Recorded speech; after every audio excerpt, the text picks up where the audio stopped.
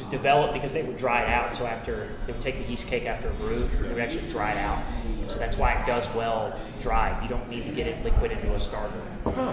That's why it does well dried. You just straight pitch it right into the wort. Very cool. Yeah, it is. It's fun. Now, I know a lot of the craft beer people will dabble with the light side, and you talked about how much you love doing that. But they don't dabble as much because you can't hide anything. Like everything's got to be pristine, everything's got to be good, and it takes usually a little longer for them to do. So a lot of times you can hide kind of whatever you want in an IPA or a stout. That's right. Yeah. So, and you're saying you're having fun being on the lighter side. How much do you enjoy challenging yourself, and has there been some recipes that you've tried that you still think need some more tinkering so that you can get more flavor, or how much more flavor you can pack into it? Gandhi's right. So Gandhi's holding up his cold beer. So we'll use that as an example to answer that question. That's really cool. So cold beer, I've been brewing that beer for probably 2 years now. That's probably the 12th or 15th version of it. Wow. And we're constantly messing with it. Tweaking it here, tweaking it there. Yep. And that's part of the challenge. Like you're talking about challenging yourself. I'm constantly trying to maximize. So I'm trying to maximize flavor, maximize drinkability, and reduce alcohol. So that's kind of if I had to say, what is your, to borrow from Ska, what is your modus operandi? Great IPA, by the way. Yeah. Shout out to Ska Brewing, one of my favorites. But what is my modus operandi? It would be, that's the fun challenge. Right. So, okay, like Sickness for the Thickness, right? Which is our hazy pale ale that we do. It tastes exactly like a 6.5% NEPA. Right. But it's only like 4.6, 4.8. Yep. But it's thick. It has the mouthfeel you're looking for. It has the hop flavor you're looking Citrus, for. what you want from it. Oh, it's a straight mixture of fresh pineapple, fresh orange juice. It's super good. Okay. 4.5, 4.6, 4.8%. That's crazy. Now, are you trying to eventually get to brew a non-alcoholic beer just so you can try to get as low as you can? No, I mean, I've never been asked that, so I don't really know how to answer it. If I had to answer it on my feet here, I would say not really. Okay. I just think it's fun to flirt with that. Of course. To flirt with that line, that 5% line. Yeah. But I do enjoy doing big beers too. I mean, I've got a recipe that I haven't done yet because it's a little bit difficult on this system. I only have a 3.5 barrel mash room, so it's a little bit difficult to. But anyway, I've got a call it the Czar. It's a recipe I'm working on. It's a big old school Russian Imperial Stout. Ooh, okay. No lactose in it. None of that good. It's old school, highly attenuated, really, really, really good, bitter, 50 IBU type Russian Imperial Stout. Good fall, winter beer. Yeah. Hell yeah. Yeah. January beer. You know what I mean? Or February for like a week. Yeah, Texas. that's right. Yeah, that 1 week when it's terrible and the sun doesn't come out. Yeah. Yeah, it happens every year. It does. But yeah, no, I mean, I want to do it real bad. I did the highest alcohol beer I've done. I got away with doing we called it, we did two of them, right? We did His Dankness, Surrender Unto Thee. And Sickness for the Thickness. Sickness for For the Thickness.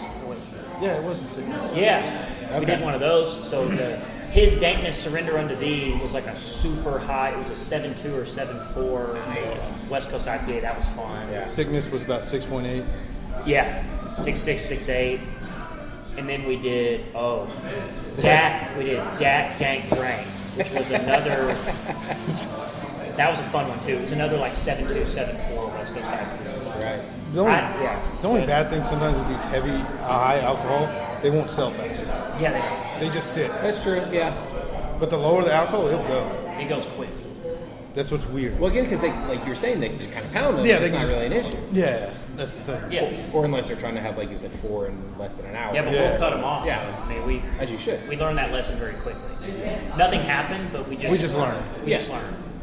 Well, I mean, we've all been to a bar or somewhere where somebody probably had too much to drink, and you're like, that guy needs to Yeah. or that girl needs And to I've done it yeah. before as a bartender, cut people off. Of course, yeah. I mean, you need to.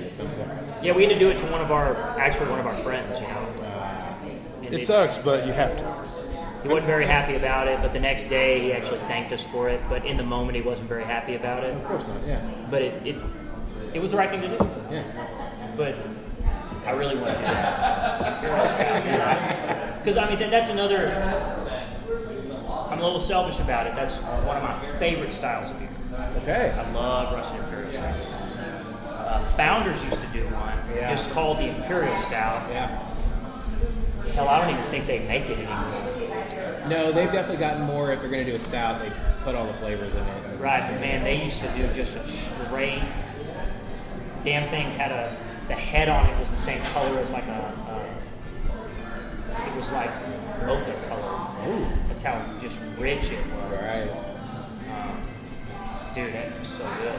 I have seen, like, I know Turning Point put out just an Imperial Stout, and then, like, I think 2 weeks later they put one, the same stout, but then, like, it started adding adjuncts to it or whatever. Yeah. Like, slowly but surely. I think a lot more people are going to just releasing the one, and then if they wanted to add on later, so that way people kind of understand what a Russian Imperial Stout should taste like. Because, again, we have it, but it's usually so full of everything else that you're just getting lost in the shuffle. And I think, and Gandhi can attest to this as well, because a lot of the feedback we get is, like, for example, the session stout, as we call it. It's like our version of Guinness, right? It's like we use the adjunct oatmeal to give it that mouthfeel. We're cheating a little bit. It's not nitro, it's CO2. But again, You'll still get that vanilla. Yeah, you get that head. that super white head on it, jet black. But it's light, even though people think Guinness is so thick. It's not. This is the same way. This is like a super clean, light beer, but it's got all those flavors, but it just finishes just like a Guinness does. It just goes straight down the gullet. But that's an example of where we will get customers that tell us, like, Man, that's good. Yeah, they're like, thank you for just making like a regular. I'm serious. Like, thank you for just. There's Making no a nice peanut dark butter. beer. Yeah, there's no peanut butter in this. There's no. My whole breakfast Snicker bar is in in there. this. Yeah. You didn't throw 18 cheesecakes or whatever. No, I can sit here and have 3 or 4 pints, and it's delicious. Right. And it's 'cause good. The ABV is only 4.7. Yeah. So, not a bad situation. No, and it's a fun beer. And you can actually drink it on a hot day. It's not going to kill you. No. Yeah. I think a lot of people. Get that misconception on a hot day you can't drink a stout. Yes. And we prove people wrong. Yeah, because our most popular dark beer, if you will, is called the Downtown Brown. Oh, is the brown ale? And it's just like a clean English brown. Oh, I love that. I do cheat, so because this yeast that I use is it rips really fast. It's also a high attenuator, so it's clean. But that doesn't always, so for an English brown, you need just a little bit more of a mouthfeel, which you don't quite get out of this yeast. So I cheat a little bit, and I add some flake barley to it, kind of increase that mouthfeel that you would normally get from an English ale yeast. Yeah. And so it's really, really good. It's called the Downtown Brown. It clarifies really well. You can see right through it. Nice. With the white head on it. Yeah. That's our most popular dark beer. Yeah, quote unquote dark beer. Yeah. It is really good. I do love a good brown ale. Yeah, and I think a lot of people, I don't know, it seems to me that people just complicate it sometimes. Yeah, I can see that. I mean, it's just simple, man. It's just a good classic brown ale. Yeah. See, we figured out last summer, remember we didn't have a dark? Yeah, we didn't. We didn't do a dark all summer and people complained. Yep. And now we have one hoppy, one clean, one dark. Yeah. You got the little rainbow. Yes. Yeah, we kind of learned our lesson. I was being, this is my fault, lessons learned, like you were talking about, any lessons you learned. One of them was, I was like, oh no, this is not dark beer season. I was like. But then we realized. But then we realized, what the hell's wrong with doing the Downtown Brown, and we do a really good red ale here, red brick beer. Okay. Really, really sneaky good red beer. We do that in the summer a lot. And then a cold beer always. Cold beer. Downtown Brown, red brick beer. Rauch beer, we do a really good Rauch beer. Not a lot of people do that. Oh, it's but because I keep the smoke very subtle. Ooh, okay. There's some people kind of lose their minds about smoke, and they think it's they drink it, and they in their brain they're already thinking they're just trying to find the smoke, as opposed to just tasting it and then letting it, let the taste, let it settle. Exactly. This is going to sound really weird, but This beer, that Rauch beer recipe, you can smell the smoke on the nose, okay. but then when you drink it, you don't really get smoke. You get this interesting smoky bacon kind of taste, Oh, really? Or like a burn in. or like a burn-in taste. So it's not like smoke per se, Right. but like the finished barbecue product. Like if you stand outside and you smell barbecue in the air, Yeah. that's what you get. It's Yeah. good. I'm always like, where you at? Yeah, where you at? Where the Rams at? Yeah. Yeah, where's Follow the- your nose, man. The Rauch beer, that one's popular in the winter. That's Yeah. another popular one in the summer. That makes, well, I mean, I imagine it pairs very well with barbecue as well. It absolutely does. Yeah. Yeah. Now, I didn't realize you guys were across the street from the Opry down here, the Corsicana Opry. How much do y'all get either pre or post people coming here for that? Or there- other things downtown? well, like, I'm not exactly sure what else. So on a Friday night, if there's karaoke over there, Yeah. which there usually is, and they have a restaurant in there, right? Okay. So a couple of people, like they're waiting on the reservation, come in here, have a couple, and then go over there. Nice. But that's kind of slowed down because they just got their liquor license. Ah, So now they can actually go in there. yeah, they'll hang out at the bar. Yeah. And I'd say Gandhi's right. We get a few people, but I don't think we get a lot. It's No. interesting. It's interesting. Like the folks that are going to go over there, They don't come here. They don't really want to come in here too much. Are you guys on tap there yet? No, we don't run any kegs right now. We just do growlers. We just do growlers. We will eventually want to run a small fleet of kegs, but we always want to service the tap room with pints. As you should. Yeah, we don't want to service the tap room with kegs.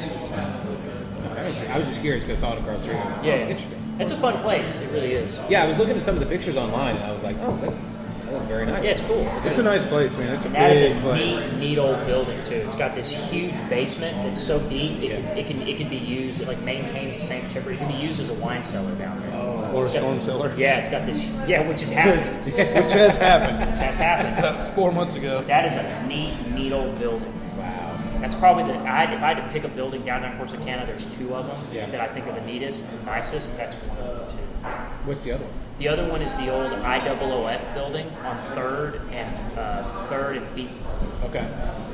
And it is neat. It's 3-story. It's very ornate. It's the most ornate designed building in downtown. It's very old Corsicana. I will definitely drive by that. Yeah, it's right gonna be out super cool. Third and Beaton. Third and here. Okay. Now, how long were you gone from Corsicana? 4 years. How much had changed in that 4 years? Well, I mean, let me back up. I went to college, Yeah, where'd you go to college? Texas A&M. Okay. Yeah. My uncle graduated from there. Yeah, I know we're everywhere. I get it. I know. Well, no, it's funny you say that because he wears his ring too. Oh, So yeah. he was in, I think, Australia, and he was in an elevator, and somebody just noticed his ring. Was like, "Oh yeah, I said whatever," and he was like, "Oh yeah."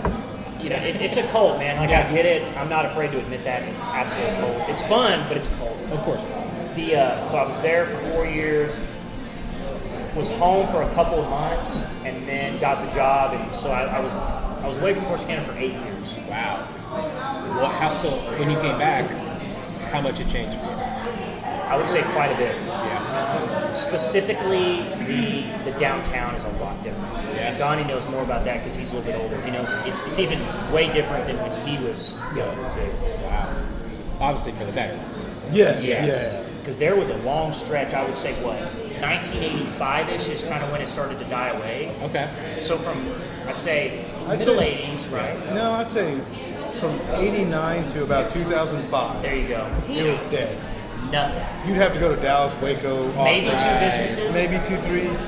And then when I left for college and came back and then moved back to Dallas, like they had one bar called, a different bar on Beaton called Blackjack's. Yeah. I stopped in there and it just got fights just because that was the only spot to go drink. Yeah, because Corsicana used to be dry for its Tiring. after the oil boom. Yeah. Corsicana, I think what happened, if I remember correctly, fact check me please, but I think after the boom, Prohibition hit. After Prohibition, I'm pretty sure Corsicana stayed dry. Yeah, I know Because- there was a lot of dry counties and cities here in That's Texas. exactly Yeah. right. So Corsicana stayed dry Until and did about not. 2006. Yep. Whoa! Yeah. Why would you stay dry that long? I'm not trying to push any buttons here. It's a church. It's a church. Yeah, I know exactly. Yeah, Yeah, the it's a religion big- has really helped not make that easy, or other things that should be Yeah. legal in this state that are not. So You'd have yeah. to drive to like Ennis for their Walmart to get beer. It's just funny, like, you know, if you want to